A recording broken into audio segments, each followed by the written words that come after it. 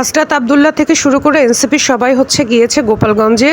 তারা হচ্ছে জুলাই মাসটাকে সেলিব্রেট করতে গিয়েছিল। গোপালগঞ্জ থেকেই তারা এই পথযাত্রা হচ্ছে মানে করার জন্য একটা প্ল্যান করেছিল এবং সেখানে গিয়ে অনাকাঙ্ক্ষিতভাবে তারা হচ্ছে এলাকাবাসীর দ্বারা আক্রমণের শিকার হয়, কারণ গোপালগঞ্জ হচ্ছে আওয়ামী লীগের ঘাঁটি এবং এটা খুবই স্বাভাবিক একটা ব্যাপার। তো আমার কথা হচ্ছে, যখন বিপদে পড়ছে তখন হচ্ছে সার্জিস আলম ফেসবুকে পোস্ট দিয়ে বলল যে তাড়াতাড়ি সবাই গোপালগঞ্জে চলে আসুন। এখন এখানে কিন্তু আর কেউ সাড়া দিচ্ছে না, কারণ গোপালগঞ্জ কিন্তু অনেক সম্মানের একটা জায়গা, অনেক আবেগের একটা জায়গা, কিন্তু যখন সেটা ব্যক্তিগত স্বার্থে ইউজ করা হচ্ছে, দলীয় স্বার্থে ইউজ করা হচ্ছে, তখন কিন্তু সেই আবেগটা আর থাকে না।